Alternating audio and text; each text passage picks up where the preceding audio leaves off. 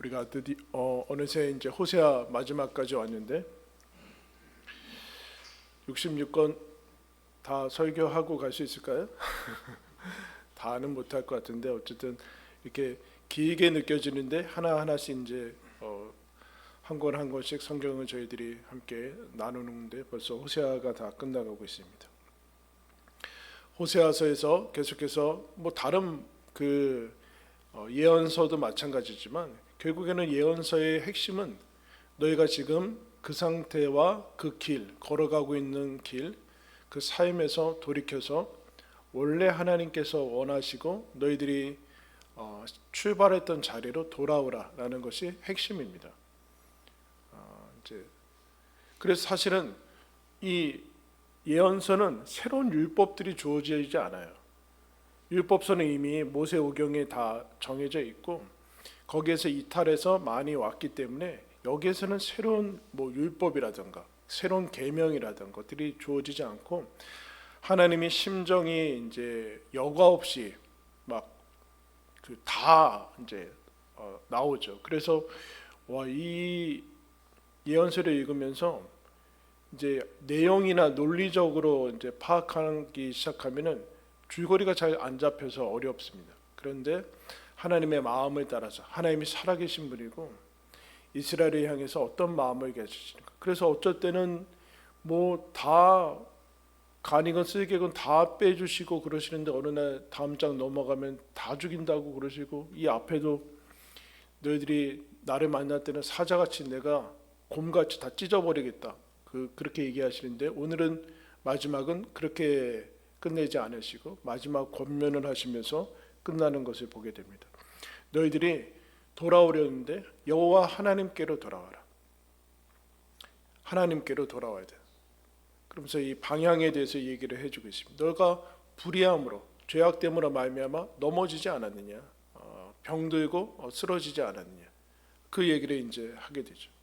즉 하나님께 대한 반응 없이 하나님을 등 돌리고 살았는데 하나님께로 돌아오라. 근데 여러분 이 얘기를 듣고서 돌아오면 얼마나 좋겠습니까? 하나님께 대한 이 반응이 사라졌고 하나님에 대한 감각, 영적 감각이 사라졌기 때문에 지금까지 계속 그렇게 무감각하게 우상 숭배하면서 살아왔는데 이 감각이 있냐라는 이것이 사실은 그 문제인 거죠. 여러분 우리가 잘 아는 말씀 요한복음 3장 16절에 그 다음에 이와 같은 말씀이 있습니다.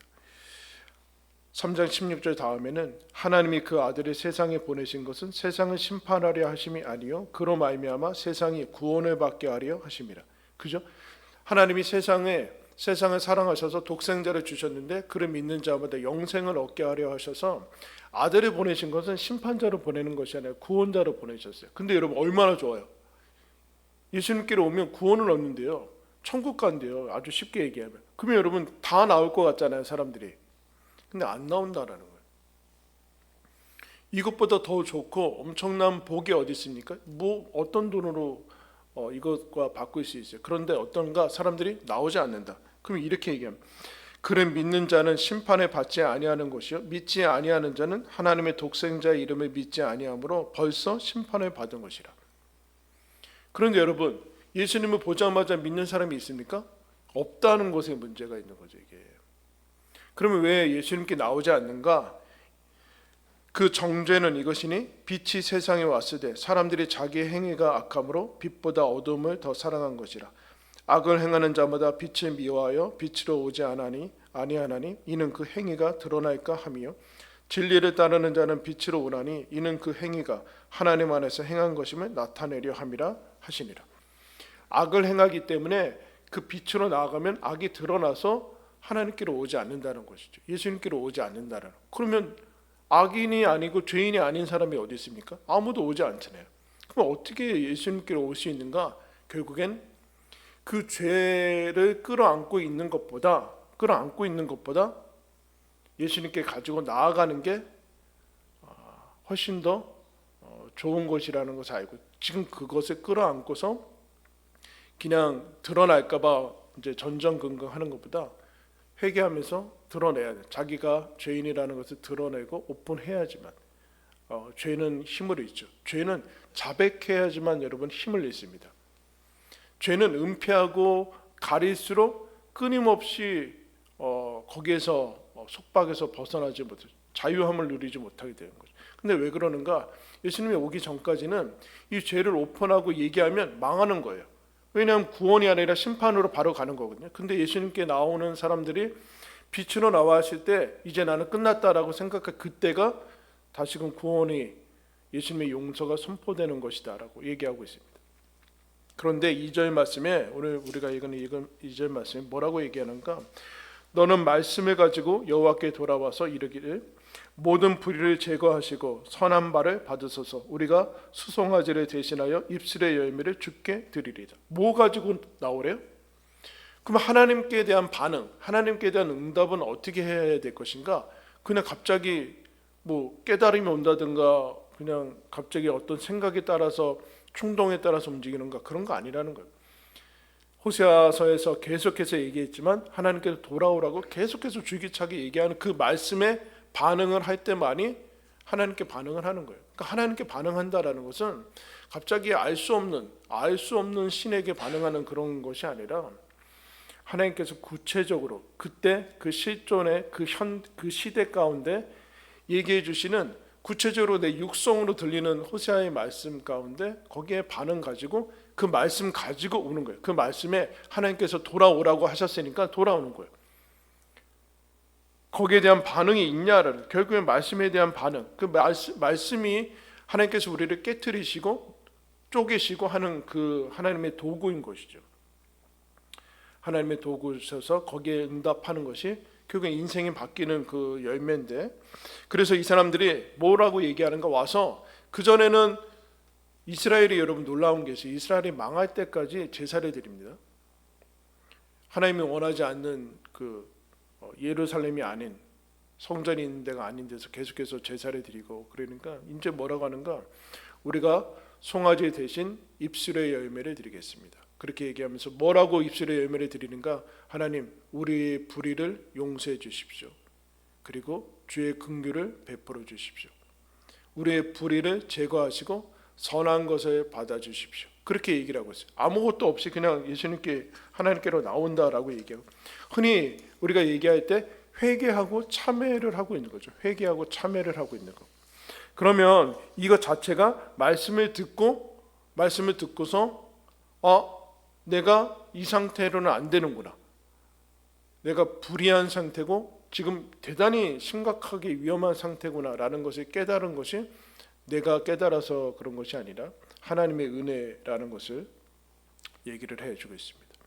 여러분 잘 아는 찬송가 나 같은 죄인 살리신, 여러분 이 사람 그 누가 졌어요? 네? 작곡 누구예요? 어메이징 그레이스. 이 사람이 원래 직업이 뭐였어요? 네? 노예 파는, 노예 무역을 하는 사람이었어요. 노예 무역이라는 것 자체가 좀 그런데, 여러분 이 사람이 회심을 합니다. 하나님의 이제 복음을 듣고 자기가 노예 그 당시에는 여러분 일반적인 거 아니에요. 일반적인 그야말로 경제 활동 중에 하나인 것이죠. 악이라고 뭐 그렇게 인정이 별로 안 되는 상태에서 하나님을 믿고서, 그런데 회심하고 하나님 믿은 상태에서도 그 노예 무역상을 계속했어요. 여러분 그걸 깨닫지 못했어요. 그러다가 어느 시점이 지나서 이거는 그리스도인이 해야 될 일은 아니구나 하면서 좀 지난 다음에서나 그 노예 무역상에서 벗어나서 이제 이 노예 폐지 운동에 앞장서게 되죠. 지금 그 말씀을 듣고 나서 본인의 상태가 어떤지 깨닫고 와서 하나님, 우리 불의, 자기가 감당할 수 없는 불의. 여러분 이사야가 부르심을 받을 때 이사야가 뭐 얼마나 부정하겠어요, 여러분. 그 사람이 하나님의 일들을 감당하고 이미 있었던 사람인데 뭐 그 정도인데, 근데 하나님을 보자마자 뭐라고 합니까? 내가 입술이 부정한 중에서 하나님을 배웠다. 내가 화로다. 나는 망했다. 그렇게 얘기를 하죠. 그런데 이 호세아서에서 마지막 권면할 때 그러면서 3절 보시면 뭐라고 구체적으로 고백을 하는가? 우리가 아수르의 구원을 의지하지 아니하며 말에 타지 아니하며 다시는 우리의 손을 만든 것을 향하여 너희는 우리의 신이라 하지 아니하오리니 이는 고아가 주로 말미암아 긍휼을 얻음이니라 하시니라. 드디어 이제 하나님의 말씀을 듣고서 어디서부터 시작을 하는가? 회개하기 전에 분별을 시작하는 거죠. 그러니까 빛이 비춰졌다고 했을까요? 조명처럼 빛이 비춰져서 본인의 상태를 자각하기 시작했어요. 어떤 상태인가? 인정하기 싫지만 본인이 불의하구나. 내가 불의하고 지금 우상 숭배를 하고 있구나. 하나님이 아닌, 나는 하나님이라고 이름을 붙였는데 하나님이 아닌 우상 숭배를 하고 있었구나. 아수르의 구원을 의지했고, 그리고 병막 군사력을 의지하면서 나라를 얘기하는 거죠. 군사력을 의지하면서 하나님을 의지하지 않았다. 그리고 손으로 만든 것에 거기에 하나님으로 섬겼다. 그렇게 얘기를 하고 있습니다. 하나님의 뜻을, 그리고 하나님에 대해서 오해하고 있는 것을 말씀을 통해서 확인을 하는 거죠. 그러면서 하나님의 뜻이 무엇인가? 하나님이 호세아 6장 6절에서 유명한 얘기했죠. 예수님도 인용한, 나는 인애를 원하고 나는 사랑을 원하고 제사를 원치 않는다. 나는 번제보다 하나님을 아는 것을 원한다.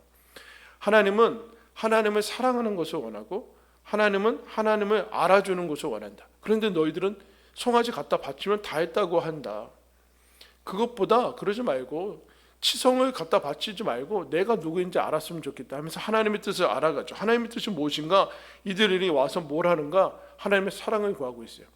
고아가 주로 말미암아 긍휼을 얻는, 고아라는 것은 여러분 아무도 도와줄 사람이 없고 사랑받지 못하는 사람인데 하나님은 그를 사랑하는, 우리도 그렇지 않았느냐? 이스라엘도 나를 가장 사랑해주고 나를 나의 모습으로 사랑해줄 수 있는 분이 하나님이다라는 사실을 깨닫게 되는 거죠.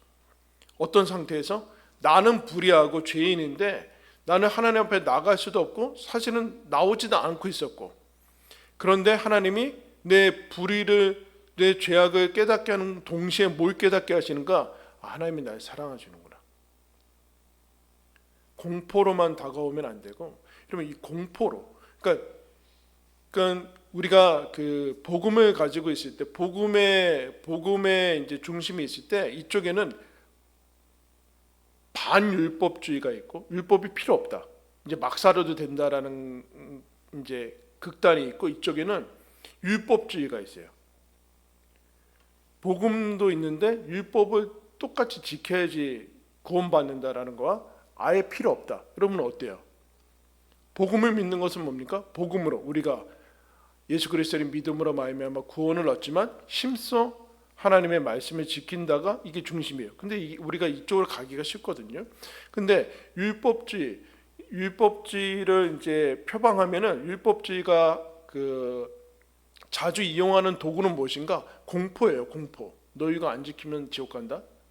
이렇게 되는 거예요. 그러면 이제 이거에 대해서 반대급부는 뭐라 할까? 아무렇게나 살아도 천국 가, 이렇게 가는 거예요. 이게 우리는 이쪽이 좋겠죠. 그죠? 우리가 심적으로 있는데 왔다 갔다 막 하는 거예요. 왔다 갔다 하는데 하나님께서 죄악된 것들을 보여주면서 이제 나는 심판 받아 마땅하다라는 것을 깨닫는 동시에 그게 복음의 전 단계죠. 그런데 하나님이 나를 용서하시고 그 저주와 사망의 자리에 예수 그리스도를 미리 보내시고 나 대신 죽게 하셨다라는 게 복음인 거죠. 그 복음인데 지금 그것을 깨닫고 긍휼을 베푸면서 하나님 저희들의 불의를 제거해 주시고 하나님 긍휼을 베풀어 주십시오라고 그러면서 돌아오라. 회개하고 회심하고 돌이키면서 결단하면서 돌아와라. 그렇게 얘기하죠. 그러자 하나님께서 뭐라고 하는가? 4절 말씀에 내가 그들의 반역을 고치고 기쁘게 그들을 사랑하리니 나의 진노가 그에게서 떠났음이니라. 그들의 반역과 패역, 삐뚤어진 것이죠. 반대, 삐뚤어진 것. 그들을 고치고 삐뚤어진 것을 바로 잡아서 교정한 다음에 그들을 사랑한다라고 얘기하고 있어요.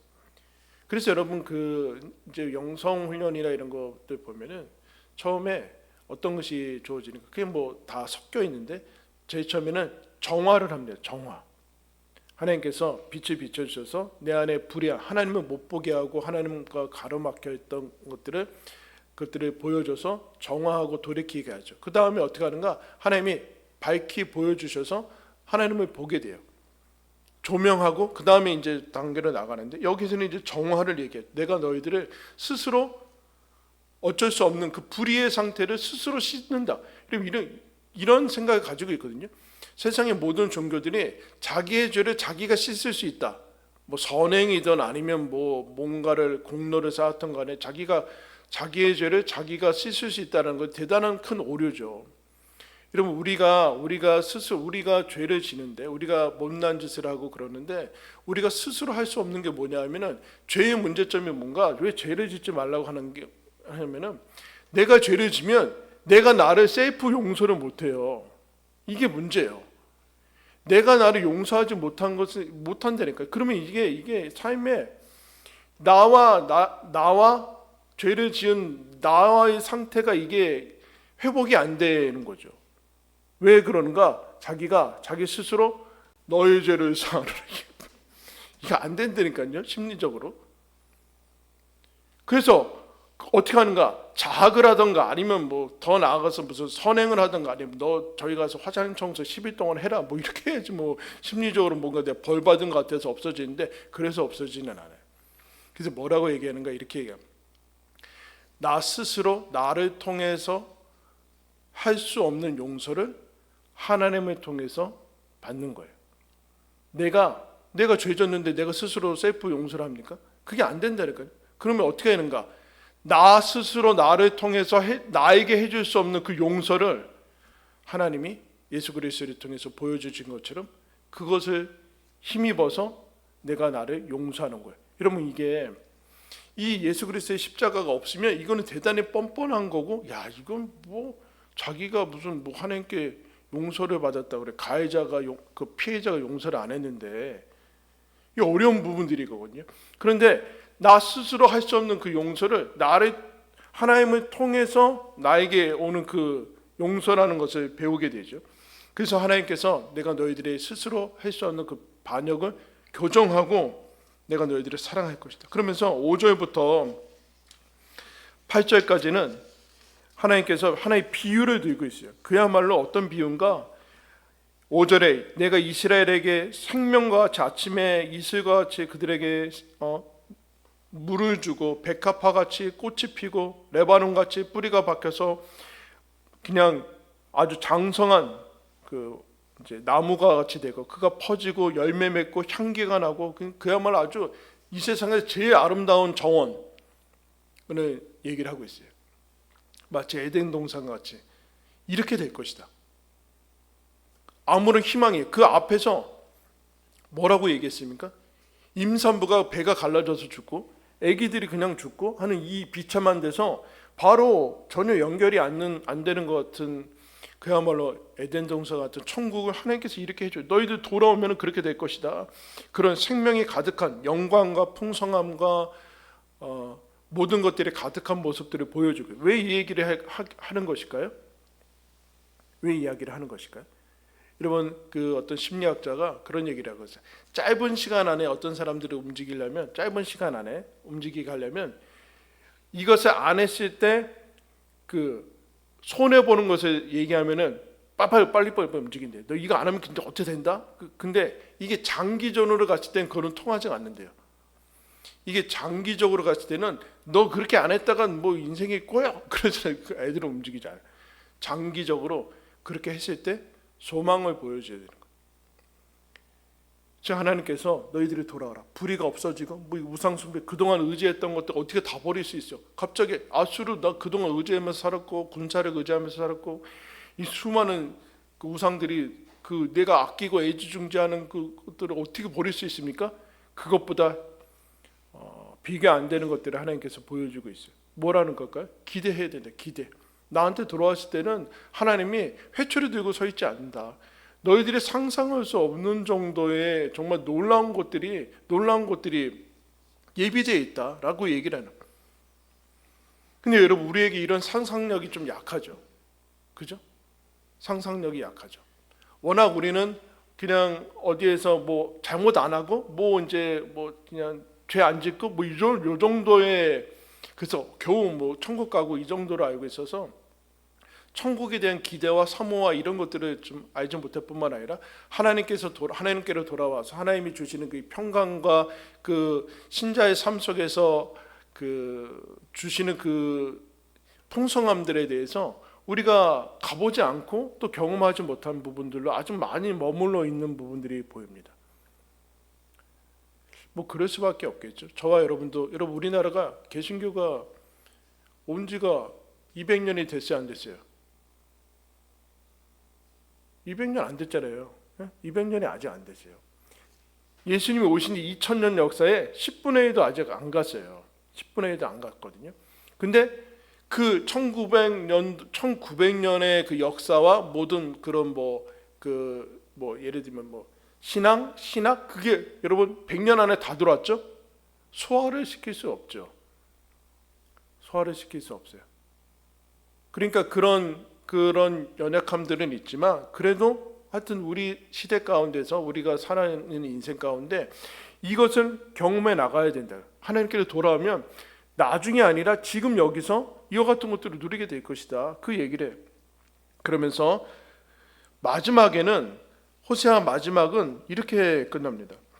누가 지혜가 있어 이런 일을 깨달으며 누가 총명이 있어 이런 일을 알겠느냐. 여호와의 도는 정직하니 의인은 그 길로 다니거니와 그러나 죄인은 그 길에 걸려 넘어지리라.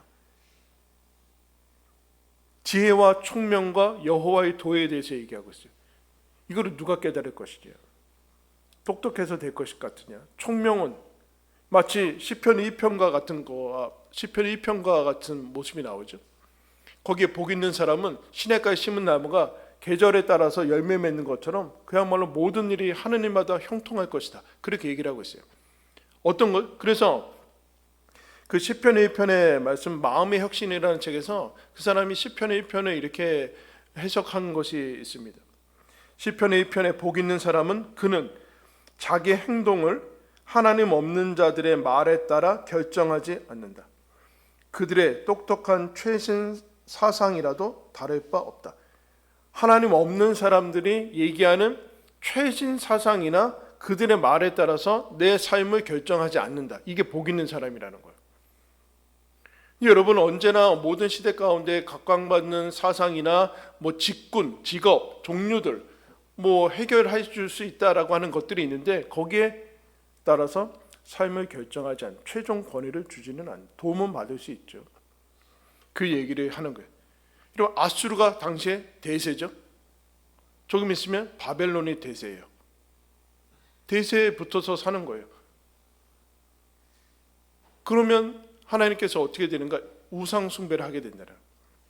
하나님을 버리려고 해서 버리는 게 아니라 그것들의 마음이 가면은 하나님은 당연히 소홀히 하게 되고 그것들을 의지하면서 결국은 어떻게 되는가? 자기 스스로 살아가는 삶의 방식들을 택하게 되죠. 그러면 어떻게 되는가? 죄를 안 지을 수는 없다. 하나님을 버렸으니까 나 스스로 삶의 만족과 안전과 그 모든 것을 헤쳐나가야 되니까 결국엔 죄를 안 지을 방법은 없다. 그게 무슨 윤리도덕적인 그런 문제가 아니에요. 그 영혼은 어떻게 되는가? 지금 불의한 상태로 넘어지게 된다. 그 얘기를 합니다. 이걸 깨달을 사람은 이런 분별력이 있는 것은 어떻게 될 것인가? 왜 분별력이 없느냐? 총명이 무엇인가? 아까 여러분 뭐라고 얘기했습니까? 여호와의 말씀을 가지고 돌아와야 된다. 말씀을 가지고 돌아야. 말씀이 없는 것의 문제다. 9절 말씀을 메시지 성경에서는 이렇게 번역합니다. 참으로 잘 살고자 하느냐? 여러분 잘 살고 싶습니까?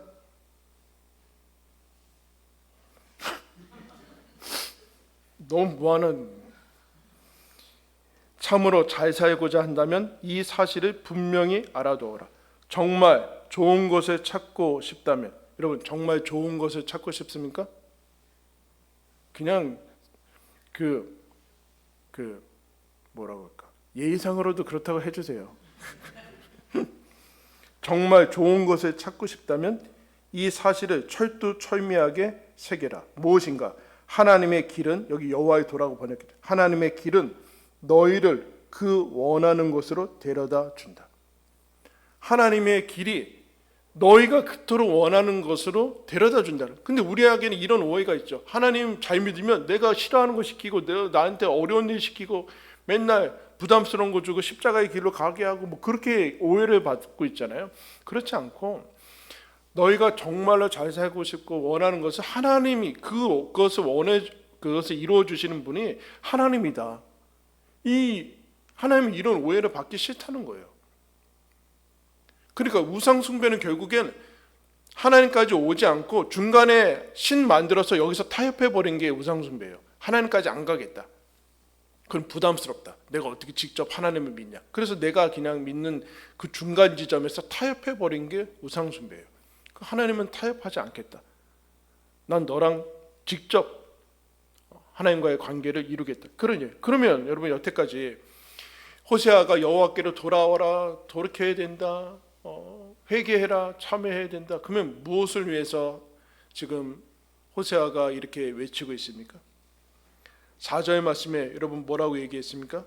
하나님께서 그들의 반역을 고치고 어떻게 해요? 기쁘게 그들을 사랑하리니. 왜 고치는가? 왜 반역을 고치고 왜 불의를 용서하고 무엇을 위해서 하는가? 하나님께서 인간을 왜 창조했습니까? 그리고 왜 구원하시려고 아들 예수 그리스도를 보내셨어요? 그리고 뭐하러 하나님 나라와 영원한 생명을 우리들한테 주십니까? 왜 창조했어요? 우리가 여기 왜 존재하고 있어요? 하나님이 우리를 사랑해서 창조해. 더 나아가서 하나님이 우리랑 사랑을 하려고 구원을 하신 거예요. 너와 내가 너를 사랑해서 만든 건 맞는데, 그러면 만든 다음에는 그냥 그게 아니라 내가 너를 만든 이유가 사랑해서인데, 사랑은 무엇인가? 여러분, 사랑은 일방통행이에요? 일방통행? 왜 갑자기 너희들이 나에게 돌아오면 하나님이 즐겁게 사랑한대요? 그러면 그전에는 어떻게 하나님이 사랑했습니까? 하나님이 아프게 사랑했죠. 하나님이 아프게 사랑했잖아요. 탄식하고 애통하고 애간장에 놓고 속이 썩어 들어가고 하면서 아픈 사랑을 했어요. 그리고 슬픈 사랑을 했죠. 슬프게. 그냥 짝사랑하고 우상숭배, 아무것도 아닌 허무한 아무것도 없는 그 신들한테 가서 막 그 제사 드리고 그러니까 질투하며 진노하고 슬픈 사랑을 했어요. 그래 잠깐 돌아오는 것 같으면 배신당하고 또 기다리고 또 배신당하고 또 기다리고 또 찾아 나서고 하는 그 사랑 가운데 사랑하지 않은 것은 아니죠. 거기에 진노와 질투와 하나님에 대한 탄식과 애통과 그리고 분노와 그 모든 것들이 다 쏟아지는데 어쨌든 기쁘게 사랑하지는 못했어요. 아파하는 그런 사랑이죠. 그런데 하나님께서 어떻게 이것을 넘어가시는가? 호세아서와 이스라엘 역사와 예수 그리스도를 보내고 그리고 우리들한테 하시는 그 모습은 무엇인가? 신실한 사랑이죠. 여러분, 호세아는 어떤 배경으로 이루어지고 있습니까? 호세아라는 선지자가 하나님이 너 음란한 여인 고멜을 아내로 맞아서 자식을 낳아서 살아라. 자식을 여러분 낳죠? 셋이나 낳아요. 그러면 어떻게 됩니까? 아내가 나가버려요. 집 나가버려요. 그리고 또 음란하게 삽니다. 그러면 하나님이 뭐라고 해요? 가서 데려와라. 값을 치르고 다시 데려와서 다시. 그럼 또 나갔겠죠, 여러분? 그럼 또 데려와라. 호세아가 여러분 제정신이었겠습니까? 어떤 생각이었을까요? 그 얘기를 지금 하는 거야. 그 얘기를. 하나님이 이 마음을 호세아한테 보여줘서 가져와라. 그 너는 저 여인이 아직 너에게 아무런 사랑도 마음도 정함도 없이 신실하지 않을 때 너는 신실해야 되고 가서 또 아파하고 또 슬퍼하면서 가라. 그러네 여러분, 여기가 끝이라면 이런 얼마나 허무하고 힘듭니까? 십자가의 사랑이 끝이라면, 십자가가 끝이라면 여러분, 하나님께서 어떻게 예수님이 그 십자가를 감당하겠습니까? 십자가 넘어 부활이라는 것은 결국은 무엇을 기대했겠어요? 내가 아직 저들이 죄인이고 나를 거부하고 있지만 내가 십자가에 못 박히고 나면 저들도 나에게로 돌아와서 나를 사랑할 것이다 라는 기대가 있을 거 아니에요. 기대가. 내가 아들 예수를 주고 예수님은 내가 십자가에 못 박히면 그것을 알아차리면 사람들은 이전과 다르게 나를 사랑하게 될 것이다 라는 그런 기대를 안고 십자가에 못 박히는 거죠. 하나님이 기대하는 거예요. 내가 저들과 이제 저 푸른 초원이 이런 거 지금 5절부터 그림 같은 집을 주고 사랑하는 내 자녀들과 영원히 살겠다라는 그런 기대를 지금 하고 있어요. 그래서 이 끊임없는 아프고 슬픈 사랑을 그것을 넘어서 신실하게 계속 가는 그 모습들을 여러분 보여줬어요. 이런 말씀한 것들을 찾고요. 이게 신약으로 오면 어떻게 되냐면은 누가복음 15장으로 가겠습니다.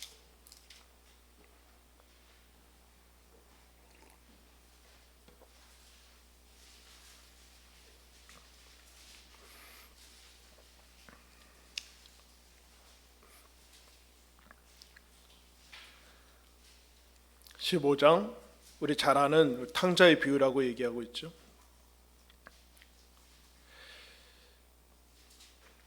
가서 이제 허랑방탕해서 다 이제 가진 거 다 쓰고 이제 16절부터 보겠습니다. 그가 돼지 먹는 쥐업 열매로 배를 채우고자 하되 주는 자가 없는지라 이에 스스로 돌이켜 이르되 내 아버지에게는 양식이 풍족한 품꾼이 얼마나 많은가. 나는 여기서 주려 죽는도다.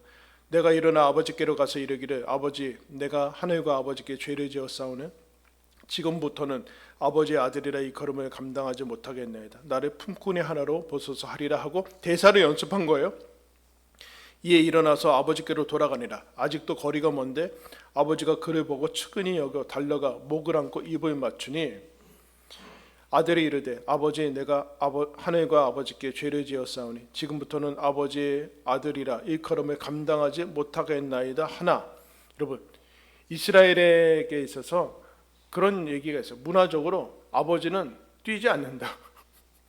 우리나라 양반들처럼 아버지는 권위가 있어서 뛰지 않는다. 지금 근데 아버지가 멀리서 어떻게 해요? 여러분 아버지가 맨날 집에만 있었겠습니까? 아니죠. 찾아 나섰겠죠. 데리고 올라가 안 왔겠죠. 그러다 매일같이 보자마자 뛰어나가서 바로 이단 옆차기 그냥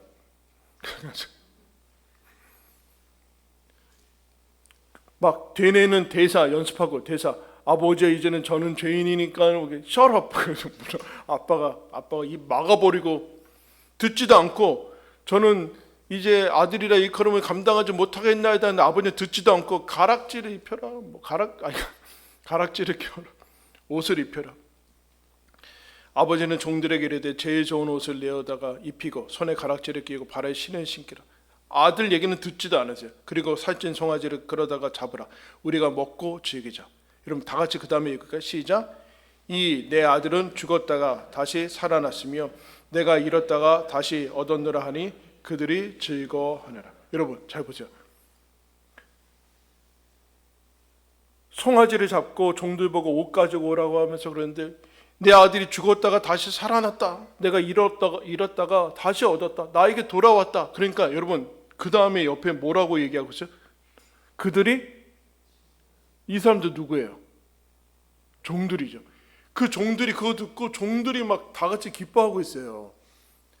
단 한 사람만 빼고 형만 빼고 그죠? 그 마지막에 뭐라고 얘기합니까? 형이 막 불평하니까 이 내 동생은 죽었다가 살아났으며 내가 잃었다가 얻었기로 우리가 즐거워하고 기뻐하는 것이 마땅하느라. 종들도 옆에서 이거 너무 감동적인 거 아니에요? 주인이 아들이 찾았다니까 종들 너무 훌륭한 종들이에요. 종들이 다 기뻐하고 있어요. 종들이. 근데 아들은 기뻐하지 않고 있어요. 무슨 얘기일까요? 기쁘게 아버지를 섬기고 있지 않아요. 기쁘게 사랑하고 있지 않아요. 이 얘기하는 거죠. 내 아들이 죽었다가 다시 살아났다. 그러면 야 우리 이제 기쁘게 사랑할 수 있다. 여러분 사랑은 슬픈 사랑도 있고 아프게 사랑할 수도 있죠. 그러나 여러분 사랑의 궁극적인 목적은 뭐예요? 서로 사랑하는 거 아니에요? 서로 사랑하는 거? 나도 사랑하듯이 그 사랑에 응답해서 상대방도 사랑해서 이 쌍방 양쪽에 교류가 있는 게 사랑이지 일방적인 사랑은 외롭죠. 이 아버지가 그게 너무 좋은 거예요. 아들이 돌아와서 드디어 아들과 함께 교제 나누고 같이 사랑할 수 있게 즐겁게 사랑할 수 있게 됐다. 그 얘기를 지금 하는 거예요. 그래서 하나님이 여러분 뭐라고 우리들한테 요구하십니까? 인간의 가장 큰 계명이 무엇이냐? 송아지 갖다 바치는 것이냐? 아니지 않느냐?